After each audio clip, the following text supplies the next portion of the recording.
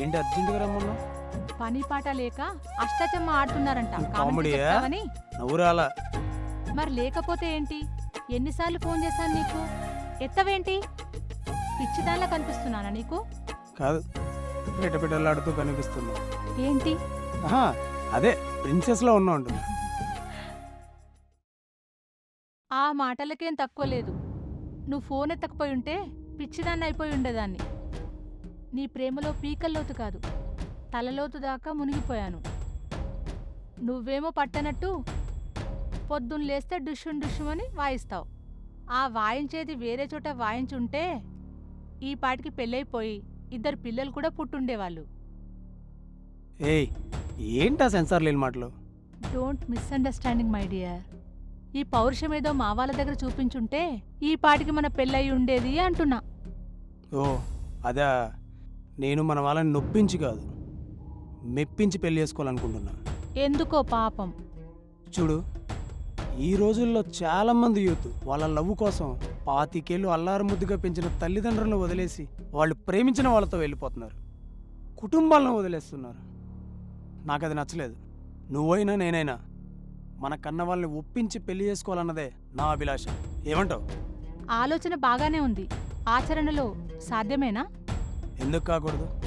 ఈరోజు నేను వట్టి కిరణే కావచ్చు, రేపు పొద్దున్న నేను నేషనల్ ఛాంపియన్ కిరణ్గా పేరు తెచ్చుకుంటా. అప్పుడు మీ నాన్న, వాళ్ళ నాన్న, మీ ఫ్యామిలీ మొత్తం నా కాళ్ళు కడి కన్యాదానం చేస్తారు, తెలుసా? బాబూ, నువ్వేం క్రికెటర్వి కాదు నిన్ను నెత్తినెక్కించుకోవడానికి. ఇండియాలో క్రికెట్కున్న క్రేజు మరి ఏ క్రీడకు లేదు. నేను బాక్సర్ని, నేను వెయిట్ లిఫ్టర్ని అంటే వెళ్ళి గ్యాస్ బండలు మోసుకో అంటారు. అలా ఉంది ఈ లోకం. అయితే ఏమంటావు?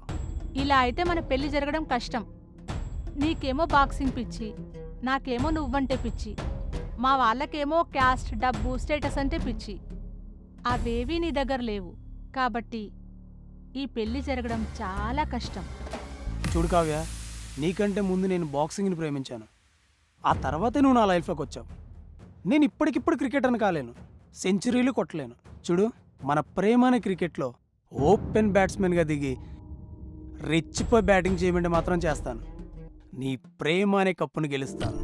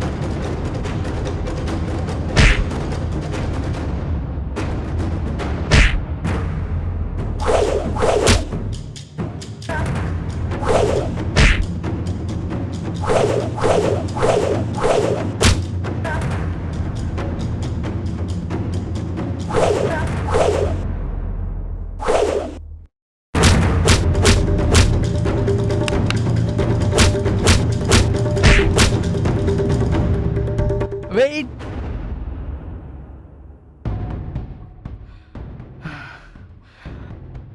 Well done, good job. గురువునే మెచ్చిపోయే స్థాయికి వచ్చావు. ఇంకా నీ ఫైట్కి, నీ పర్ఫార్మెన్స్కి తిరిగే లేదు.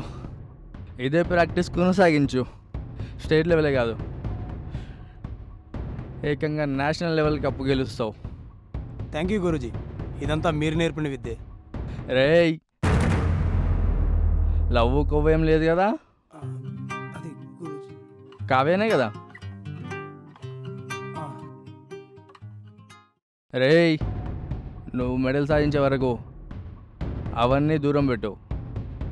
ఏం కాదు, నీ ధ్యాస, నీ శ్వాస, నీ ఆశ అన్నీ ప్రాక్టీస్ మీదనే ఉండాలి. అర్థమైందా? Thank you master.